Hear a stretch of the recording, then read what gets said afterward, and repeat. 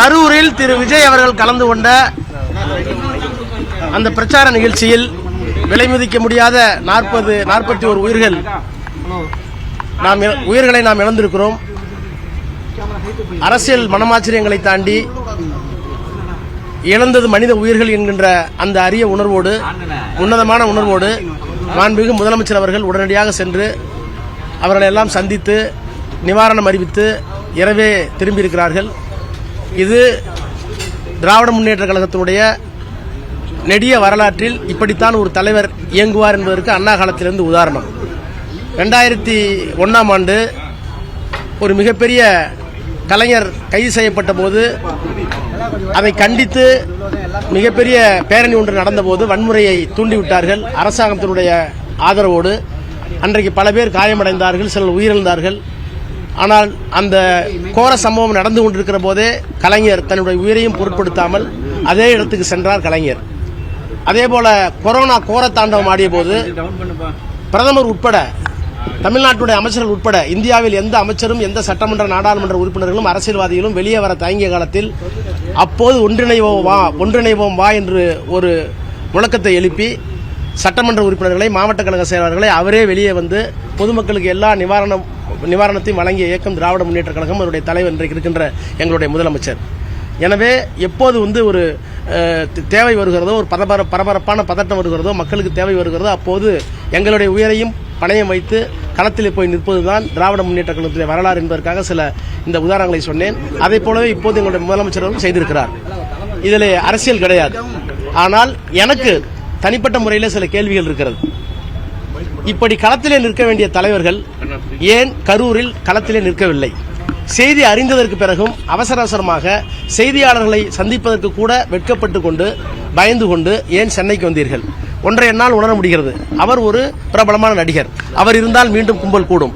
எனவே அவர் திருச்சியில் தங்கிக் கொண்டு இப்போது ட்விட்டர் போடுகிறார்களே, இப்போது கூட இருக்கிறார்களே, அந்த தலைவர்கள் எல்லாம் ஏன் போய் களத்திலே நின்று அவர்களுடைய காயத்திற்கு மருந்து போட்டு இறப்புக்கு நிவாரணம் கொடுத்து அவர்களுக்கு ஏன் ஆறுதல் சொல்லவில்லை?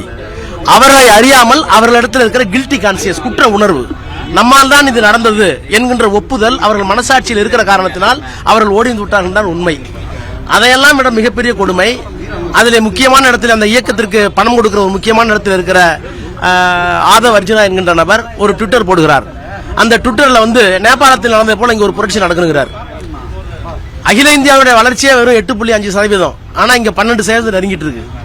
இங்க அமைதியா இருக்கிற தமிழ்நாட்டில், வளர்ச்சியை நோக்கி நகர்ந்து கொண்டிருக்கிற தமிழ்நாட்டில் ஒரு புரட்சி வர வேண்டும் என்று இந்தியாவினுடைய இறையாண்மைக்கு, ஒருமைப்பாட்டுக்கு எதிராக சாவர்னிட்டி இன்டெகிரிட்டி இந்தியான்னு சொல்றாங்க கான்ஸ்டிடியூஷன்ல, அதற்கு எதிரான ஒரு கருத்தை பதிவிட்டு அதுக்கு விமர்சனம் வந்த உடனே எடுக்கிறார். நான் தமிழ்நாட்டு மக்களுக்கு நன்றி சொல்ல வேண்டும்.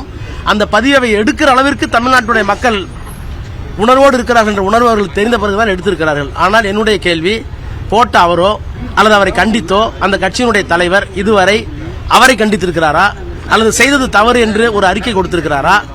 எனவே எந்த விதமான அரசியல் புரிதலும் இல்லாமல் தான் தோன்றித்தனமாக, சிறுபிள்ளைத்தனமாக இப்படி நடந்து கொள்வது தமிழ்நாட்டு மக்களுக்கும் தமிழ்நாட்டு அரசியலுக்கும் நல்லதா என்பதை நான் தனிப்பட்ட முறையில் உங்களிடத்தில் கேட்க விரும்புகிறேன்.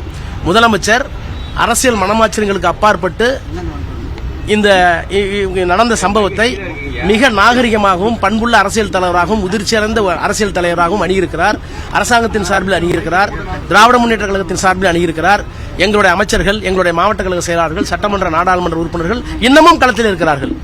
இதைவிட ஒரு இயக்கமோ ஒரு தலைவனோ இப்படிப்பட்ட ஒரு நிகழ்விலே எதிர்கொள்ள இயலாத அளவுக்கு ஒரு தனிப்பெரும் தலைவராக இருக்கிறார். ஆனால் எனக்கு ஏற்பட்ட அந்த 2 கேள்விகள், ஏன் இங்கே ஒளிந்து கொண்டிருக்கிறீர்கள்? ஏன் மக்களிடம் இதுவரை நீங்கள் செல்லவில்லை? நீங்கள் செல்ல வேண்டாம், நீங்கள் நடிகர். ஆனால் உங்கள் சார்பில் இருந்த தலகர்த்தர்கள், அந்த மாவட்டத்து தலகர்த்தர்கள், பக்கத்து மாவட்ட தலகர்த்தர்கள், மாநில பொறுப்பாளர்கள் இதுவரை ஏன் செல்ல தயங்குகிறீர்கள்? அது நீங்கள் உங்களுடைய குற்ற உணர்ச்சியை காட்டுகிறது என்றுதானே பொருள்.